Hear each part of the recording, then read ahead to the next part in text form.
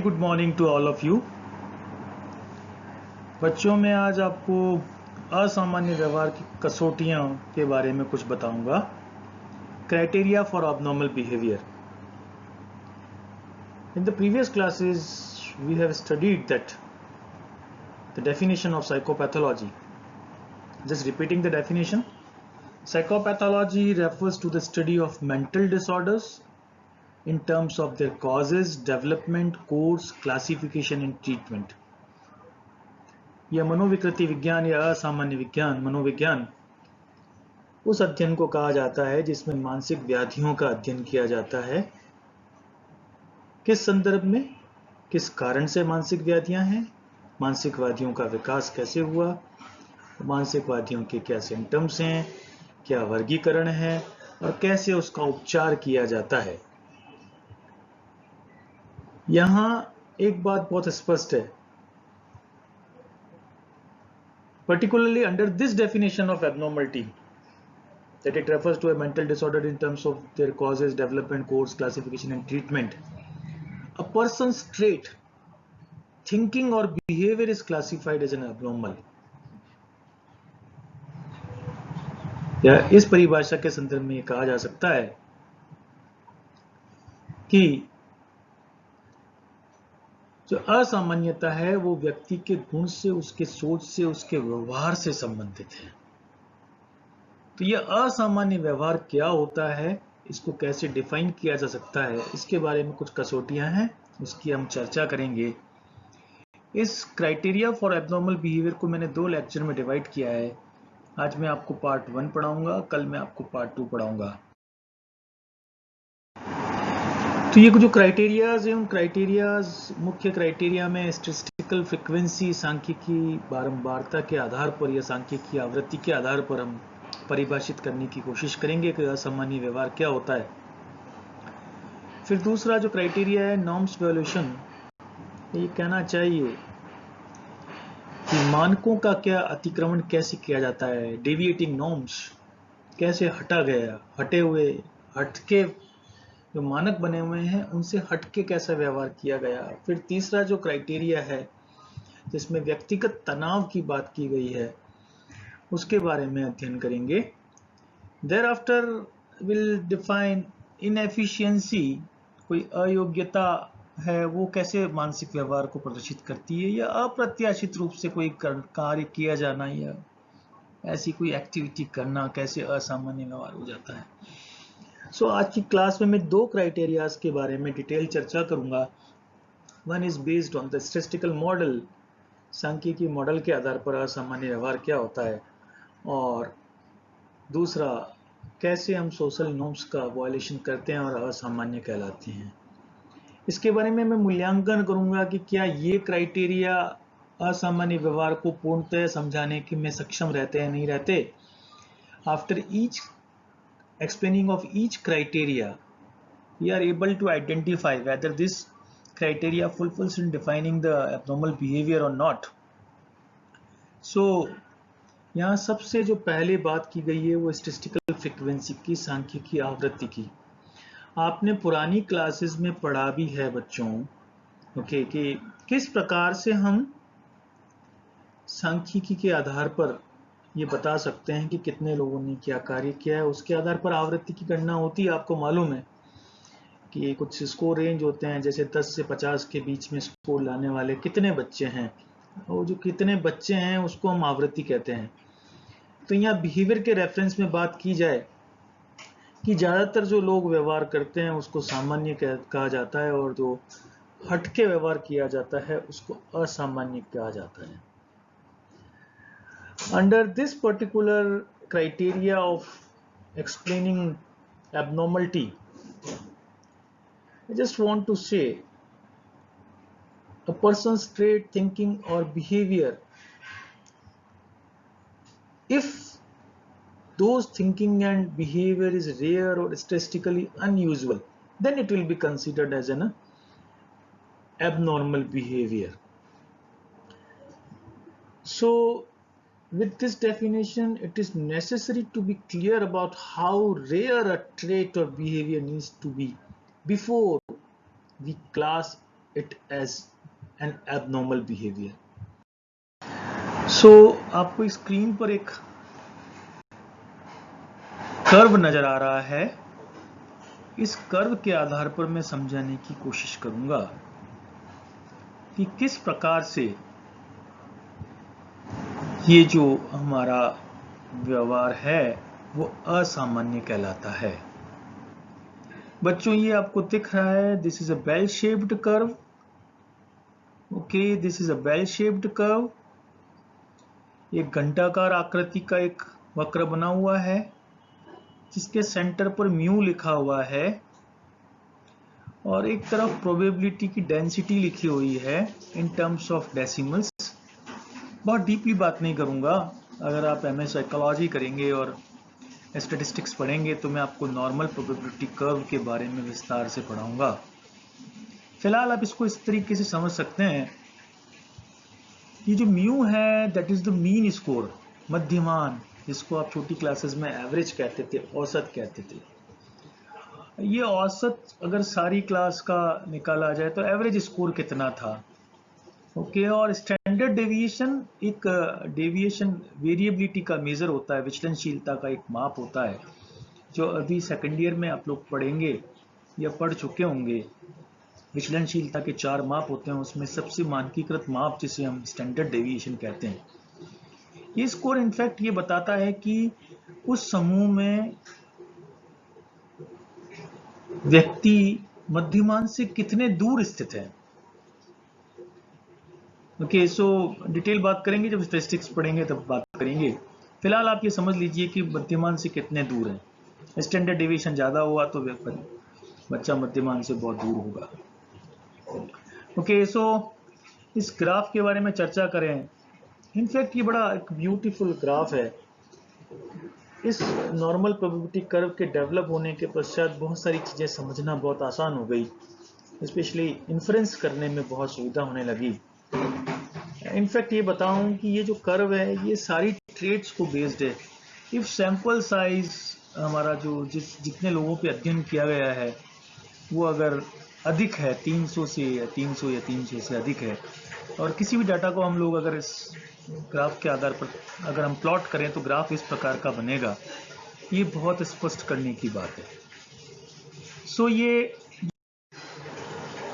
आपको ये जो कर्व बता रहा है, this curve is known as a bell shaped curve, और ये मध्यमान के स्कोर हैं।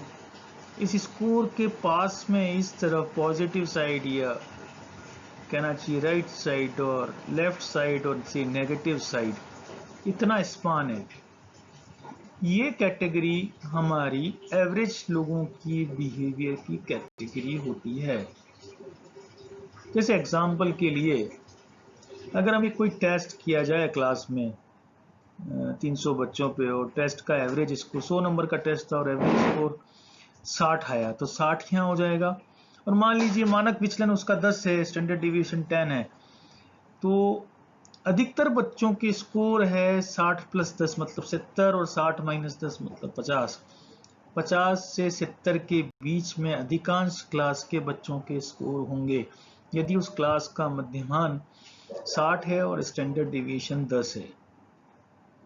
ओके, सो ये कहा गया है असामान्यता की परिभाषित करते समय ऐसा व्यवहार जो साधारण सभी लोग करते हैं उसे हम सामान्य व्यवहार कहते हैं। यहां स्पष्ट कर दूं, म्यू माइनस सिग्मा और म्यू प्लस सिग्मा के बीच में 68.27% केसेस होते हैं, अर्थात 100 में से 68 लोग सामान्य व्यवहार की कैटेगरी में आते हैं अगर क्राइटेरिया म्यू माइनस सिग्मा और म्यू प्लस सिग्मा रखा जाए। यह क्राइटेरिया अगर मीन +2 स्टैंडर्ड डेविएशन और मीन -2 स्टैंडर्ड डेविएशन के बीच के स्कोर की बात की जाए तो 95.45% केसेस सामान्य कहलाते हैं। तो ये चर्चा हुई कि किसे सामान्य कहें किसे असामान्य कहें, तो साधारण अर्थों में कह सकते हैं जो इस कर्व के आसपास होंगे, जिनकी आवृत्तियां अधिक होगी तभी तो ये पीक पे पहुंचा है। इस पर सर्वाधिक आवृत्ति है, मीन पर सर्वाधिक आवृत्ति है। इसका मतलब ये हुआ यहां से लेकर यहां तक के लोग नॉर्मल हुए, और ये जो ग्रीन कलर में आपको दिख रहे हैं ये व्यक्ति असामान्य व्यक्ति कहलाते हैं। यहाँ एक चीज बहुत स्पष्ट कर दूं, अगर किसी भी ट्रेट, किसी भी गुण का अधिक होना या कम होना दोनों ही असामान्य है। स्पष्ट हुआ? इस परिभाषा के अर्थ पे तो ये कह सकते हैं कि किसी के कोई ज्यादा अगर डिप्रेशन में है, मतलब ये है कि एवरेज लेवल का डिप्रेशन सभी में होगा, एवरेज लेवल का स्ट्रेस सभी में होगा, एवरेज लेवल की एंग्जाइटी सभी में होगी, एवरेज लेवल की हैप्पीनेस सभी में होगी। कम जैसे जैसे होते जाएंगे कम मिलेंगे, और ये व्यक्ति जिसकी एंग्जाइटी बहुत कम है, जिसका डिप्रेशन बहुत कम है, जिसका तनाव भी बहुत कम है, वो सब असामान्य कहलाते हैं। और इसी के ऐसे ये बता सकता हूँ अधिक वाली साइड पे भी, कि जिसकी आवृत्ति बहुत अधिक है, जो बहुत ज्यादा डिप्रेशन में है, बहुत तनाव में है, बहुत ज्यादा खुशी भी है, वो भी असामान्य कहलाते हैं। And that is the crux. Okay, so for instance, one may say that an individual who has an IQ below or above the average level of IQ in the society is abnormal. आप सभी को मालूम है कि IQ हमारा 100 होता है, normal person का IQ 100 होता है, इसका मतलब 100 यहाँ लाई करेगा। ओके, और स्टैंडर्ड डिविएशन अगर 30 मान लिया जाए, 30, तो ये जो है वो ये स्कोर 130 हुआ और ये स्कोर 70 हुआ। और अगर IQ 15 मान लिया जाए, स्टैंडर्ड डिविएशन 15 मान लिया जाए, तो ये 130 हुआ और ये आपका 70 हुआ। यहाँ पर मीन माइनस स्टैंडर्ड डिविएशन की बात कर रहा हूँ। तो यहाँ स्पष्ट हुआ कि मतलब 70 से कम है तो असामान्य कहलाएगा। निश्चित रूप से ऐसे जो लोग हैं जिनका IQ लेवल 70 से कम हुआ वो असामान्य कहलाता है। ये तो एक गुण की बात हुई। इस प्रकार से किसी भी प्रकार के गुण की बात कर सकते हैं। सपोज उसकी एंग्जाइटी का एवरेज स्कोर 80 है और स्टैंडर्ड डिवीजन 10 है। इस केस में भी 70 या 60 से कम वाले लोग जिनकी एंग्जाइटी बहुत कम है वह भी असामान्य कहलाते हैं। नॉर्मल लेवल की एंग्जाइटी होना जरूरी है। तो ये परिभाषा, ये जो मॉडल है, ये बिल्कुल स्पष्ट करता है कि अगर सामान्य से जितना दूर होगा व्यक्ति, चाहे इस कोने पे हो चाहे इस कोने पे हो, ये दोनों ही प्रकार के व्यक्ति असामान्य व्यक्ति कहलाते हैं। इनफैक्ट इस मेथड की कुछ सीमा भी है। वो सीमा क्या है इसके बारे में बात कर रहा हूं। अगर आप कैसे मान लें कि जिस व्यक्ति का IQ लेवल नॉर्मल पर्सन से अबोव है उसको असामान्य कहेंगे? बल्कि ये तो उसके लिए बहुत महत्व की बात है। They would be highly regarded for their intelligence. So going back to the same example, someone who has an IQ level above the normal average, 100 से ज्यादा है, जैसे 160 की बात की गई, would not necessarily be to be seen as an abnormal, and that is the limitation of this particular model. In fact, this definition, or say this model, has some strength, because this definition can provide an objective way based on data to define abnormality. If an agreed cutoff point is already identified, no value judgments are made.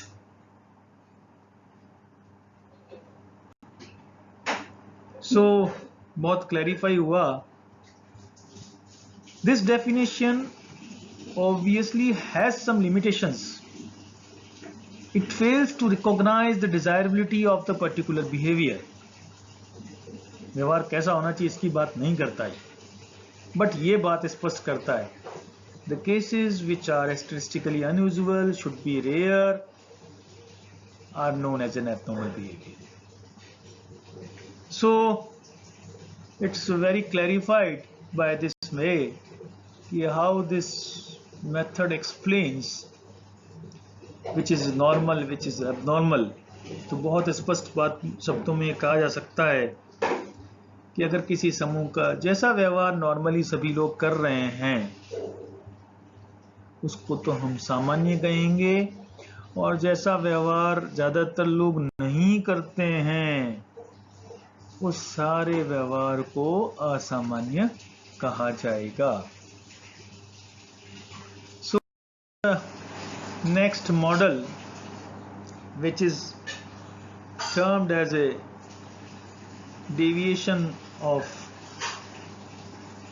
from social norms, or say norms violation, मानकों का अतिक्रमण. So एक psychologist है जहोदा, उन्होंने एक बड़ी अच्छी सी बात कही है. Just stating the statement. Deviation from ideal mental health suggests that we define mental illness by looking at the absence of the signs of physical health.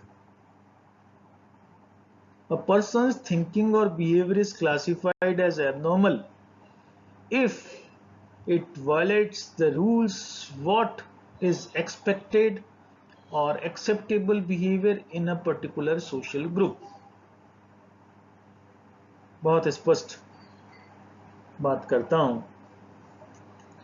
सो अगर समाज के कुछ मानक बने हुए हैं, आपको मालूम है मनुष्य एक सामाजिक प्राणी है और समाज में लोगों के साथ रहना होता है, अन्य व्यक्तियों, समाज के अन्य व्यक्तियों के साथ अंतःक्रिया भी करनी होती है. Person has to interact with the other individuals also. So अंतःक्रिया कैसी की जाए उसके कुछ मानक बने हुए हैं. केवल अंतःक्रिया के लिए नहीं, समाज में रहने के भी कुछ मानक बने हुए हैं. अगर व्यक्ति द्वारा उन मानकों का से विपरीत व्यवहार किया जाए, यह व्यवहार असामान्य व्यवहार है. स्पष्ट है, मानक के प्रतिकूल व्यवहार करना या मानक के विपरीत व्यवहार करना. सो समझने की बात है कि जैसे समाज के कुछ मानक बने हुए हैं, कुछ नियम बने हुए हैं. While we're talking about the Indian culture, there are certain rules. In fact, in every culture there are certain norms. सभी संस्कृतियों में इस प्रकार के कुछ मानक बने हुए हैं. While we are talking about the Indian culture, say there is a simple norm that ऐसा एक मानक बना हुआ है समाज में, नियम बने हुए हैं, मानक बने हुए हैं. नियम तो नहीं कह सकते, मानक की बात कर रहा हूं. नियम अलग बात है, नियम रिटर्न में होता है, मानक की बात की जा रही है. ऐसे नॉर्म्स बने हुए हैं कि जब भी कोई हमारे से बड़ा उम्र में व्यक्ति हमारे समक्ष उपस्थित हो तो हम उसका हाथ जोड़कर अभिवादन करें. ये हमारी इंडियन कल्चर के सोशल नॉर्म्स हैं. ओके. सो यहां बहुत स्पष्ट समझना पड़ेगा कि हर समाज के, हर संस्कृति के अपने कुछ अलग नॉर्म्स होते हैं.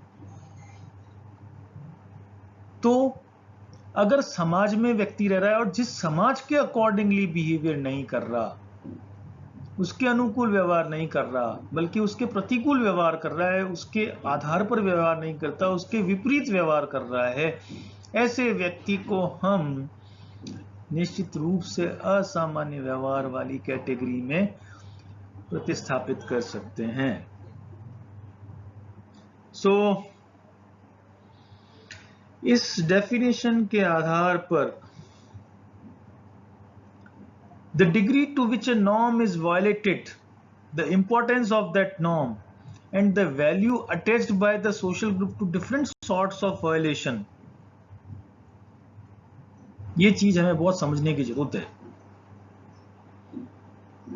कि किस स्तर पर उस मानक का अतिक्रमण हो रहा है, किस स्तर पर उसके आधार पर प्रतिकूल या विपरीत व्यवहार हो रहा है, उस नॉर्म की इंपॉर्टेंस कितनी है और उस मानक के साथ कितने मूल्य जुड़े हुए हैं, इन सारी चीजों को ध्यान में रखकर ही हम कह सकते हैं कि मानकों का अतिक्रमण हो रहा है या नहीं हो रहा है।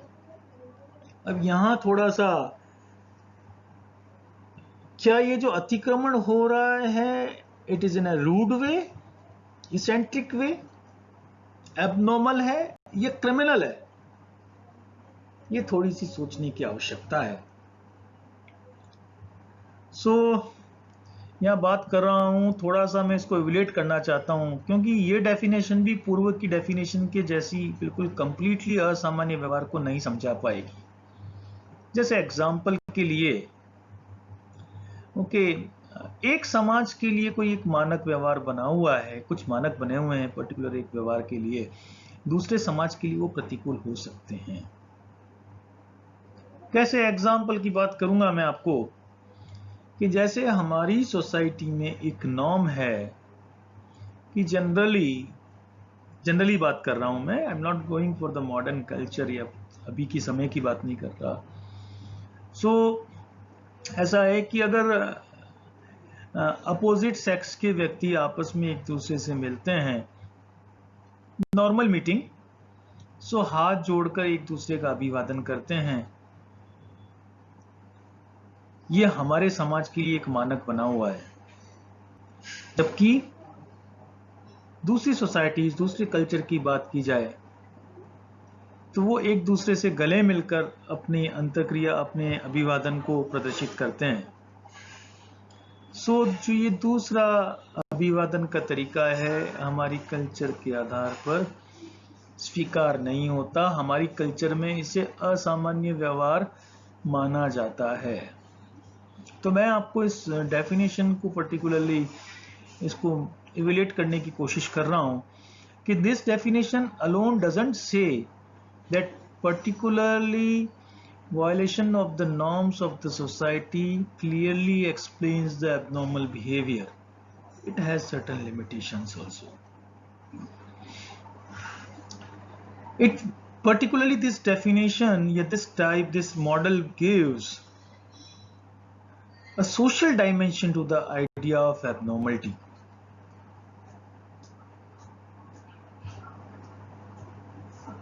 Social dimensions of the idea of abnormality, ये जो हमारा मॉडल है, ये सामाजिक विमाओं को प्रदर्शित करता है, असामान्य, कि जो समाज के मानक बने हुए हैं उसके आधार पर व्यवहार करे तो सामान्य और नहीं करे तो असामान्य।